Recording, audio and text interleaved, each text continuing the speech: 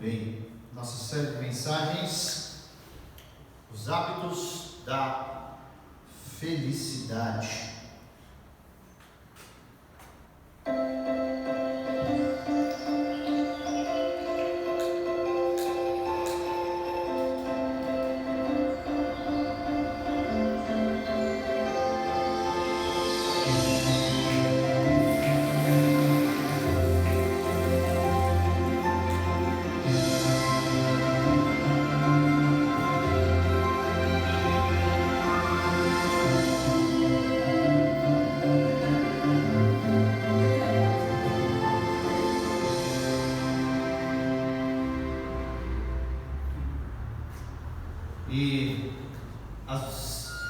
Eu sempre me surpreendo quando no planejamento feito às vezes meses atrás, Deus encaixa certas partes tão perfeitamente num culto para que o seu povo seja edificado. O tema de hoje é: procuram-se pioneiros. E o texto é o texto que nós lemos. Eu peço que você abra, acesse, se conecte à palavra de Deus nesse momento. Filipenses capítulo 1, nós vamos ler os versículos 12 a 14 novamente.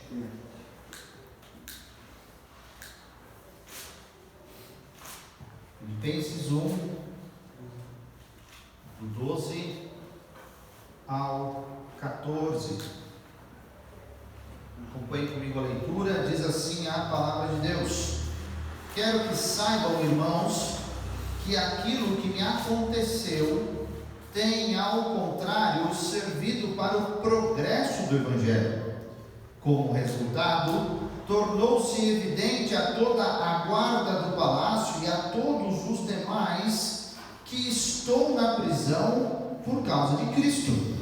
E os irmãos, em sua maioria, motivados no Senhor pela minha prisão, estão anunciando a palavra com maior determinação e destemor. Até aqui, vamos orar? Pai querido, após a leitura da tua santa palavra, Senhor, pedimos pelo ministério de iluminação do Espírito Santo que habita e sela cada um dos cristãos, que nesse momento ele possa nos auxiliar a ter a correta interpretação e aplicação desse texto em nossas vidas a partir de hoje.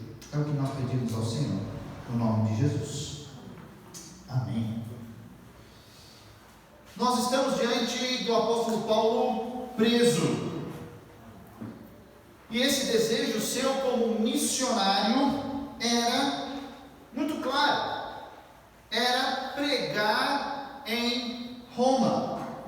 Roma era o centro, era a capital desse império que tantas e tantas pessoas continuam a falar como um dos maiores de todos os tempos, em termos de cultura, em termos de lei, em termos de língua e tantas outras coisas. Falam sobre o berço de toda a cultura ocidental.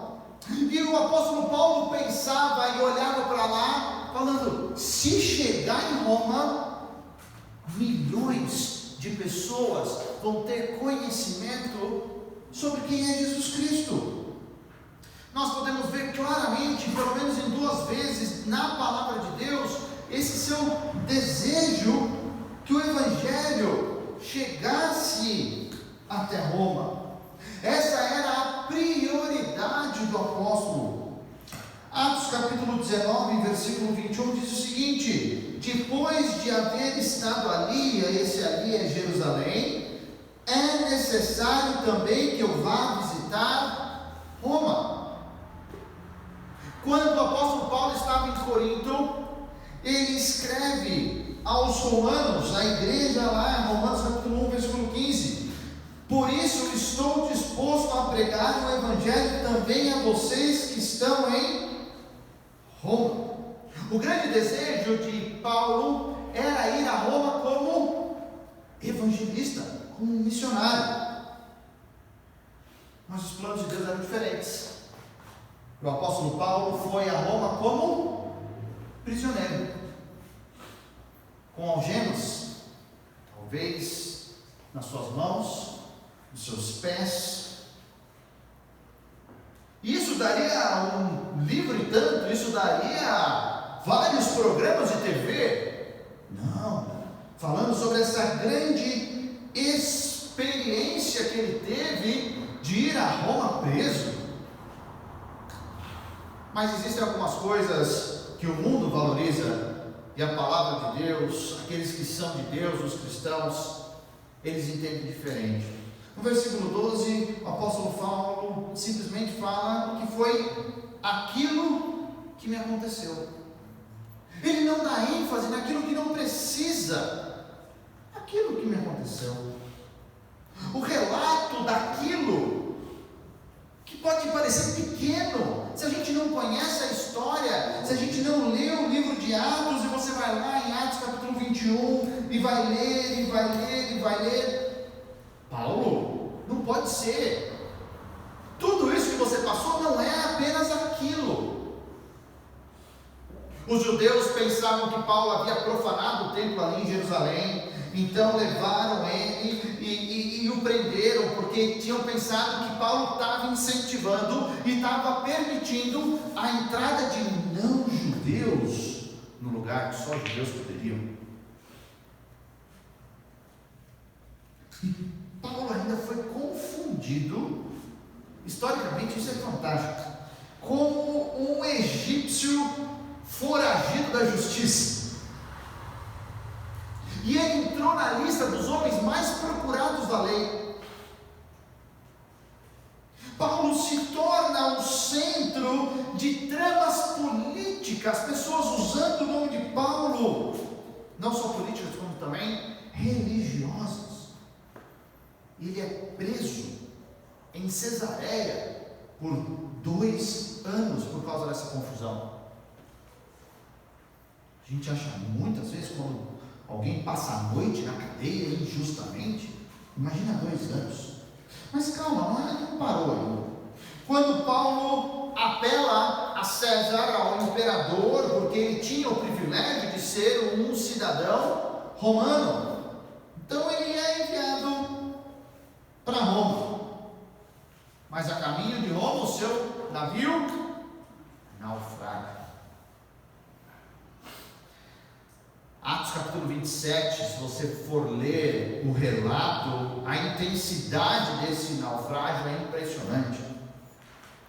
Depois de esperar 2 dias, 3 dias, 3 meses numa ilha chamada Malta, Paulo finalmente embarca para Roma para aparecer nessa audiência diante do imperador e de todos o seu sistema de justiça que havia na capital, em Roma. Agora eu fico imaginando eu e você, se a gente passasse um pouquinho do que o apóstolo Paulo passou, como nós reagiríamos? Uma sucessão de fracassos. Mas para o apóstolo Paulo, alguém que estava transformado, alguém que estava determinado na sua missão, ele só tinha uma preocupação em mente: pregar o Evangelho de Cristo. A alegria, a felicidade, aquilo de que Paulo tinha feito um hábito na vida dele, era ver cada vez mais e mais pessoas entregando a sua vida a Jesus Cristo. Não importa as circunstâncias ideais, não, eu vou aproveitar todas as circunstâncias que tiverem diante de mim. Paulo simplesmente se alegrava em ganhar outras vidas. E se as circunstâncias não pareciam tão boas, elas eram favoráveis para o progresso, para o avanço do Evangelho, e só isso importava, e mais nada.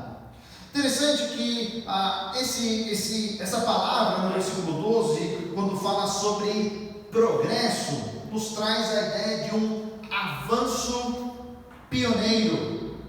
Isso é um termo militar grego, e ali incorporado também pelos romanos, que quando eles iriam conquistar ou eles iriam marchar a uma região, primeiro eles mandavam um grupo de especialistas, e esse grupo continua no nosso exército, são os engenheiros.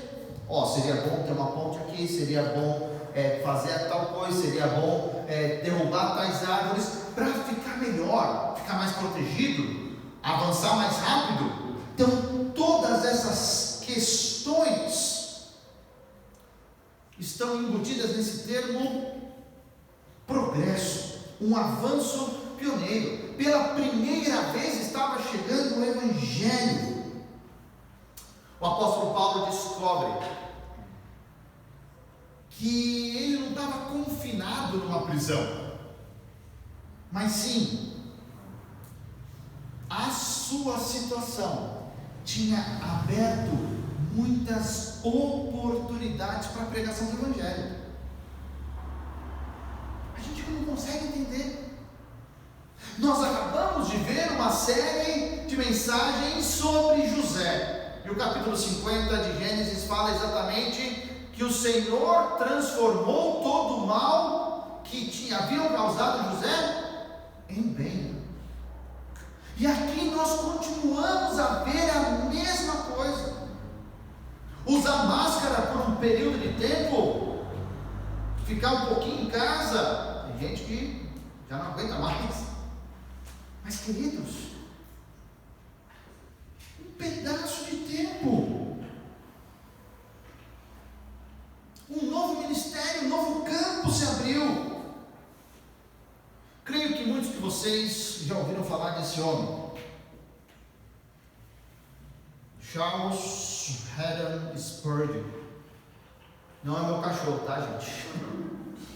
Charles Spurgeon, a gente bem brasileiramente, a gente chama ele assim, inglês, famoso pregador inglês, batista da capital, tabernáculo metropolitano de Londres. Mas hoje a gente não vai falar dele não. Queria falar sobre a esposa dele, Susana. Talvez vocês não conheçam a história de Susana. Quando eles eram recém-casados, Mrs. Spurgeon, ela desenvolveu uma enfermidade crônica, recém-casados.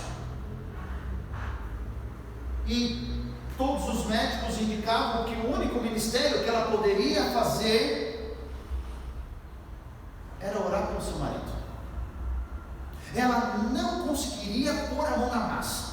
Ela não conseguiria avançar, ao ir, acompanhar e ser aquela motivadora. Ela conseguiria orar pelo seu marido, pelo trabalho, pelo avanço do Evangelho na Inglaterra.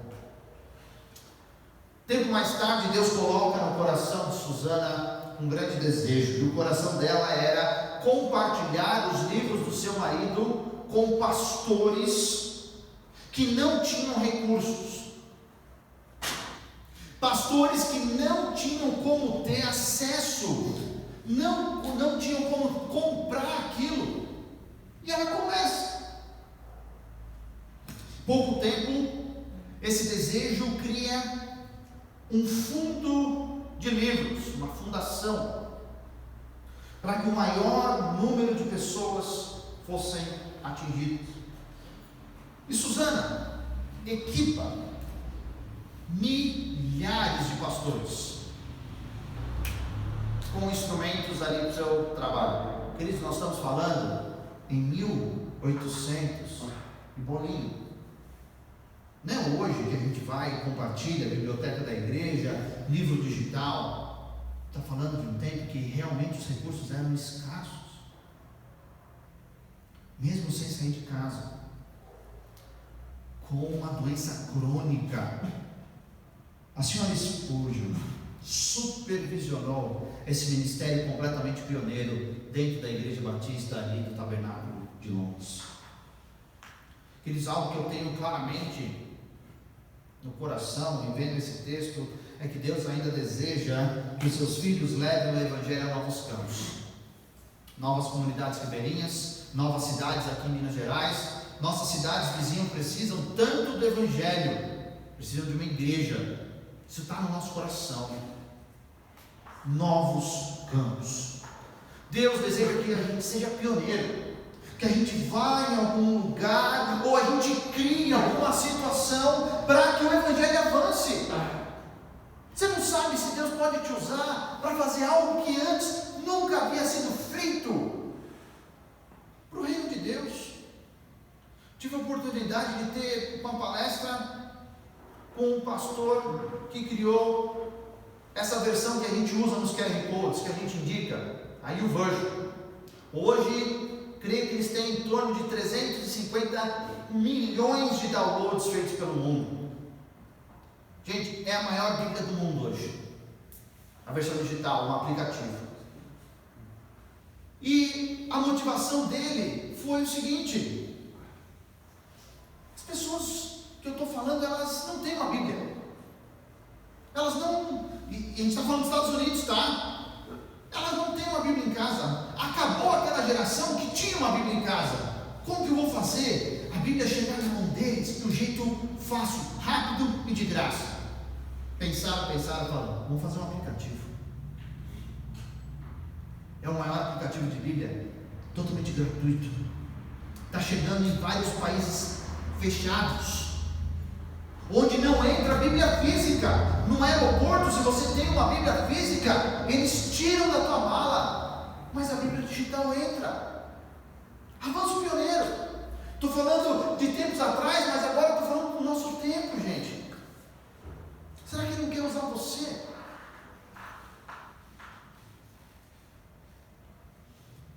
E foi assim que o Evangelho chega à cidade de Filipos, um avanço pioneiro. Paulo havia tentado ir para outras regiões. Nós sabemos que o desejo do apóstolo Paulo era ir para o Oriente, para a província da Ásia. Mas Deus claramente fecha as portas do apóstolo Paulo e ele tem que se dirigir ao Ocidente. Ele tem que se dirigir à Europa. E a primeira igreja que ele funda na Europa, em solo europeu, é em Filipos. O que seria da história da humanidade se Deus não houvesse mudado esse planejamento do apóstolo Paulo? Se o apóstolo Paulo falou, não, Deus, você está errado, eu vou por aqui, e acabou. Muitas vezes Deus parece usar instrumentos estranhos para nos ajudar, eu e você, a sermos pioneiros pelo Evangelho. Nós vamos ver 3 instrumentos que ajudaram o apóstolo Paulo a levar o Evangelho. Em primeiro lugar, aqueles guardas pretorianos, essa guarda de elite do César. Nós vamos ver um hoje, e semana que vem nós vamos ver outros 2. Primeiro instrumento, completamente diferente, são as cadeias, são as algemas do apóstolo Paulo. O mesmo Deus que usou lá atrás a vara, o bordão de Moisés, o mesmo Deus que usou o jarro com Gideão, o mesmo Deus que usa a funda e umas pedrinhas comuns com Davi, agora usa as cadeias do apóstolo Paulo, usa as algemas do apóstolo Paulo. Os romanos nem suspeitavam que aquelas correntes que eles estavam colocando no apóstolo Paulo, na verdade, não iriam prendê-lo, iriam libertá-lo e fazer cumprir aquilo que Deus tinha para a vida dele. O apóstolo Paulo escreve isso em 2 Timóteo, versículo 2, capítulo 2, versículo 9, diz assim: sofro a ponto de estar preso como criminoso, contudo, a palavra de Deus não está presa. Nós fomos privados por alguns finais de semana, desde março do ano passado, de sermos igreja reunida, mas nós continuamos a ser igreja espalhada. Uma das coisas que me chamaram a atenção, até compartilhei isso numa live que teve de cinema na cidade, falando que as duas coisas principais: não fomos impedidos. Nós continuamos com acesso total à palavra de Deus. E o nosso Deus continuou sempre online para ouvir as nossas orações. E tinha gente se desesperando: a igreja fechou, a igreja fechou. Na verdade, o prédio da igreja fechou. O que vai ser da gente? Calma. A palavra de Deus continua com você. A oração continua tendo o mesmo valor. Eu também fiquei com saudade de vocês, de vê-los, e ainda estou com saudade de abraçar. A gente ainda no soquinho, né? Meio estranho. Mas, queridos, o acesso continuou, o acesso total ao nosso Deus.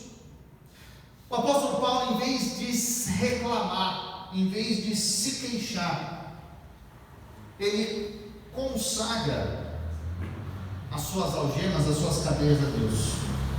Ele pede que Deus use aquelas cadeias para que o evangelho avançasse. Então, em primeiro lugar, Paulo tem oportunidade, por causa das cadeias, para ter acesso aos perdidos. O apóstolo Paulo permanecia preso, acorrentado com um soldado romano 24 horas por dia.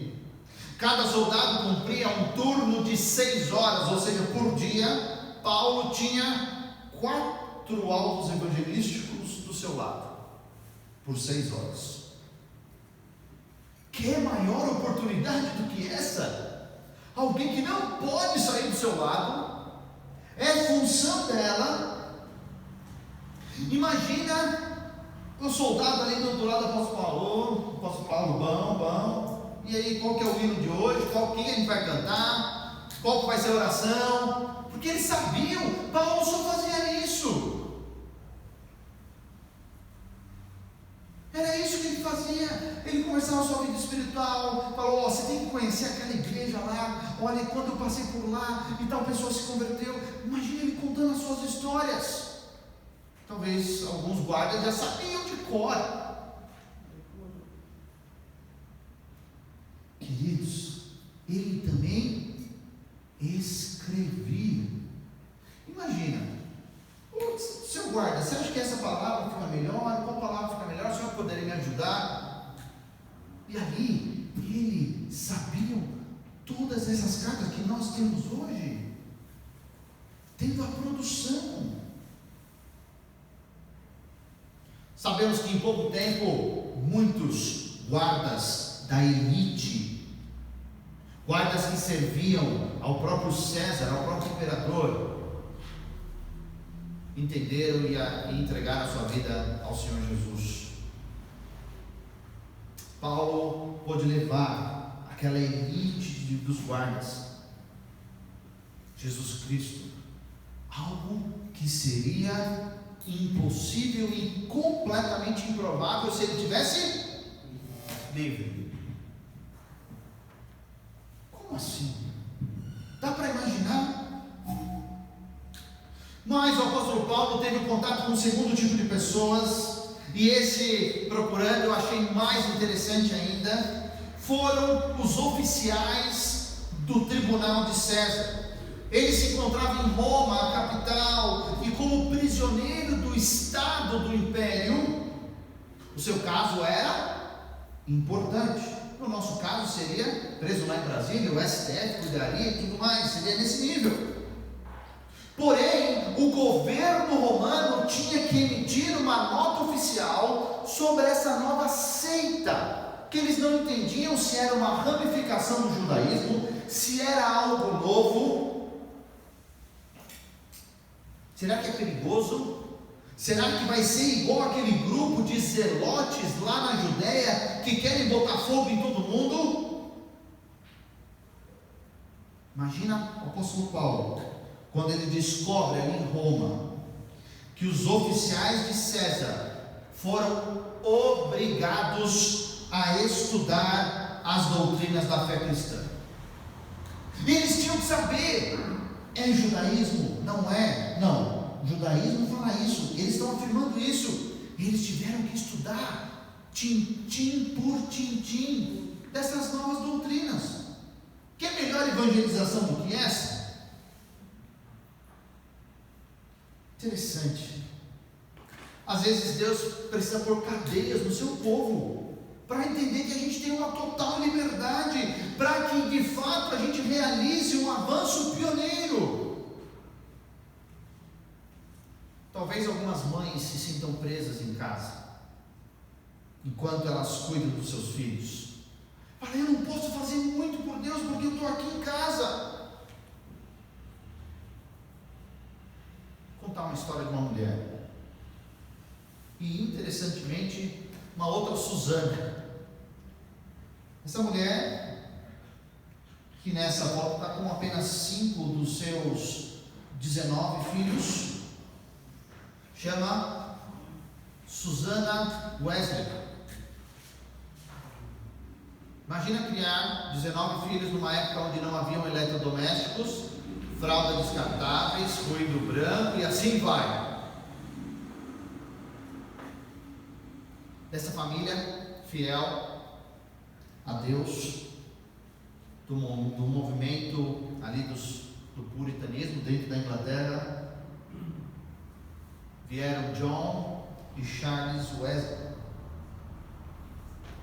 cujos 2 ministérios nós conhecemos, e eles estremeceram toda a Inglaterra, a Escócia, a Irlanda e o mundo com o que eles haviam proposto no seu coração. Uma mãe fazendo o seu trabalho em casa. Mais um exemplo, só para vocês entenderem. Essa já é foto de verdade. Essa mulher é Fanny Crosby. Ela ficou cega quando tinha 1 mês e meio de idade. 1 mês e meio de idade. Mas já na sua infância ela se mostrou determinada a não permitir que as cadeias da cegueira, da escuridão aprendessem.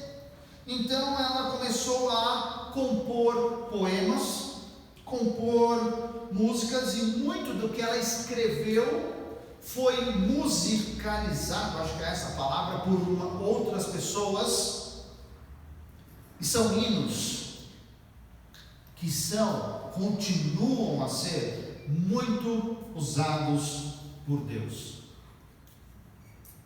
A Deus demos glória, por quanto do céu. Conhecem?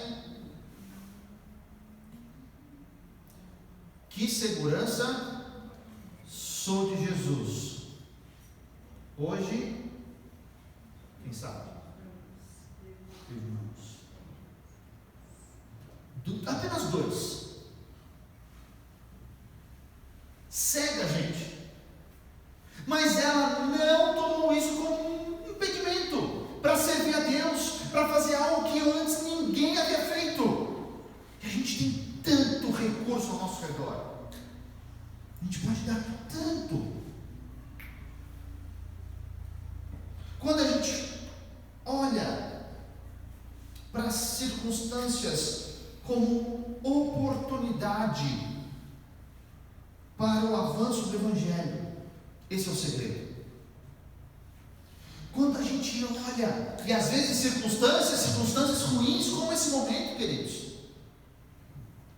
pessoas que têm os hábitos da felicidade vão procurar como eu posso servir, meu Deus, melhor, como o Evangelho pode avançar nesse momento.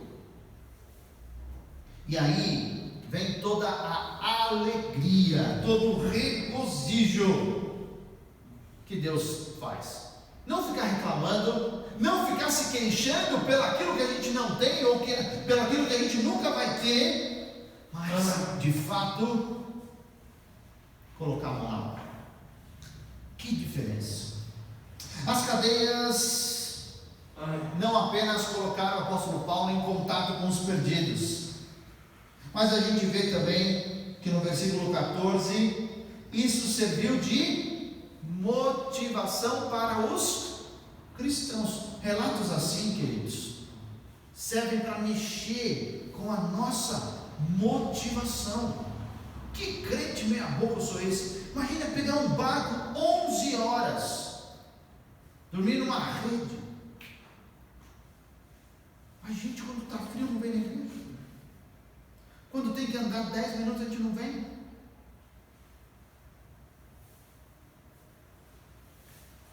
Serviu para encorajar os salvos.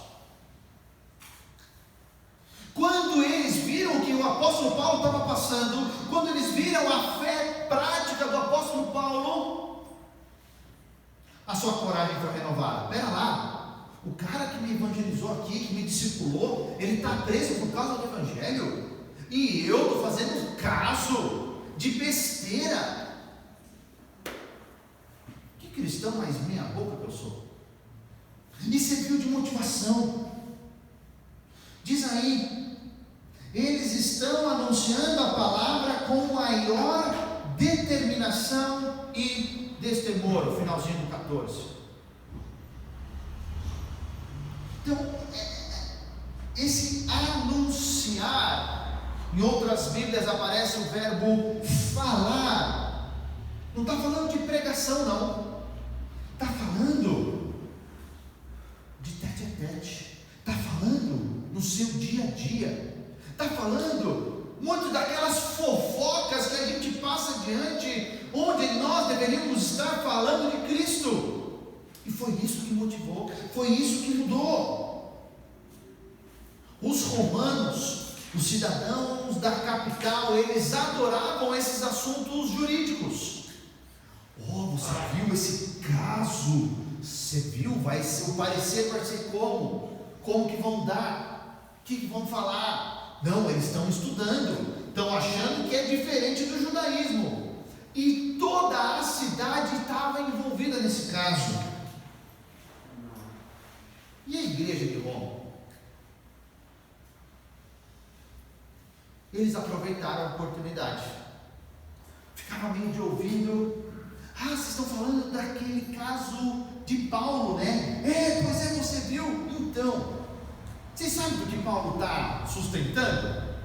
Quais são as alegações finais dele? O que motivou aquela petição? Ah, foi isso então. Jesus Cristo.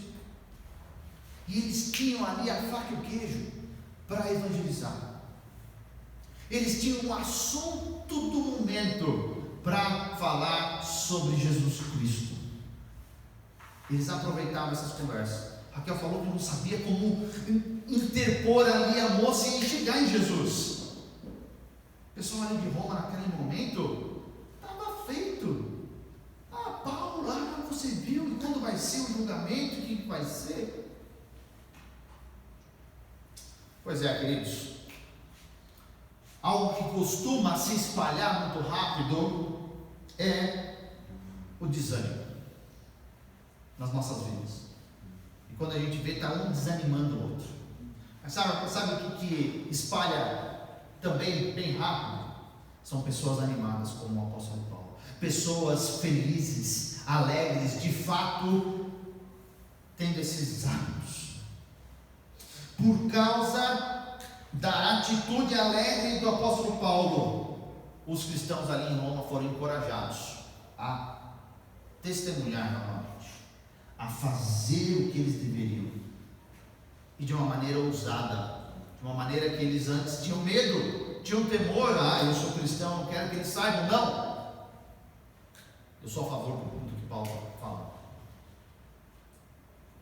Algumas perguntas para a gente levar esse texto para a nossa vida, para a nossa semana.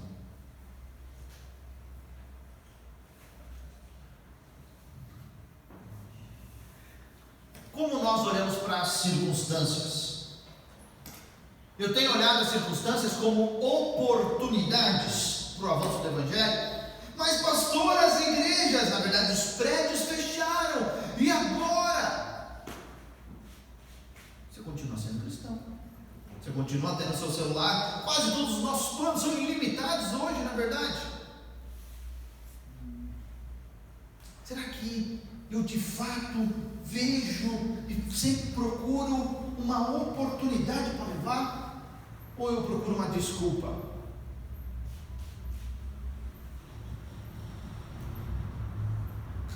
Segunda pergunta: eu me alegro com aquilo que Deus vai fazer?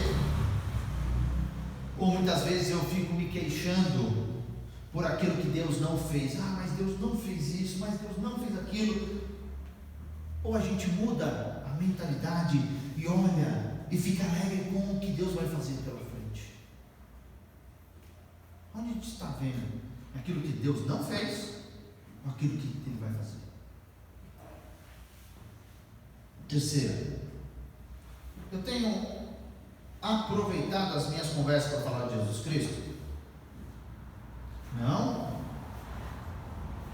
Para eu falar de Jesus Cristo tem que vir um sinal do céu, tem que ter uma brechinha, tem que ter...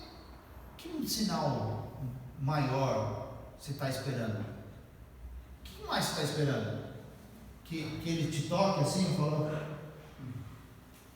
vai, está na tua vez, está na tua hora. Gente, a gente fica assim: mas Ele não falou, Ele não deu brecha.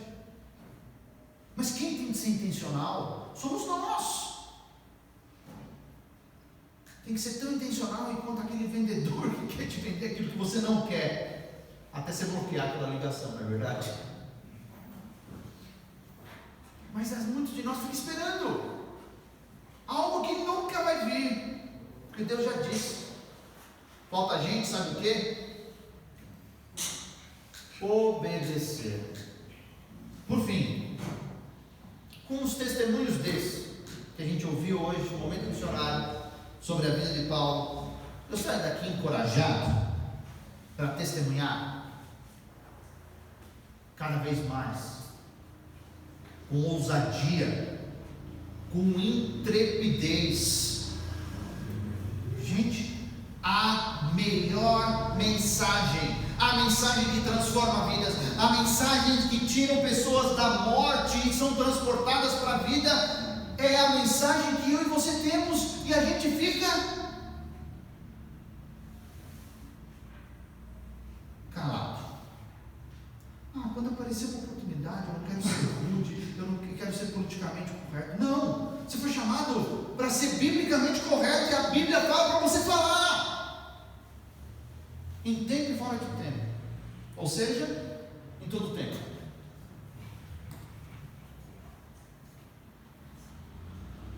Hoje nós vimos então o primeiro instrumento. Semana que vem nós vamos ver mais dois, que as cadeias, que as algemas do apóstolo Paulo serviram de instrumento para espalhar o evangelho com alegria em Roma. Prisão, instrumento. Esse é o nosso Deus. Do improvável, Ele faz muitas vezes o impossível. As cadeias de Paulo serviram de instrumento para espalhar o evangelho com alegria. Vamos orar, nosso Deus.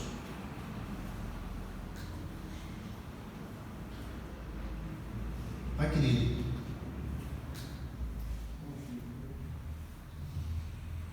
eu peço que cada um aqui, Senhor Deus, seja pioneiro, que avance, que pense em pessoas que precisam ouvir do Teu amor. Senhor, usa cada um aqui para a expansão do Teu reino, para a expansão da Tua igreja. Pessoas no passado que eram completamente improváveis, mas que se colocaram nas mãos de Deus e avançaram por lugares onde nunca antes haviam sido percorridos. Por que não nós? Por que não eu? Senhor, nos dá vontade e coragem para cumprir tudo aquilo que o Senhor tem para nós. Pedimos no precioso nome de Jesus. Amém.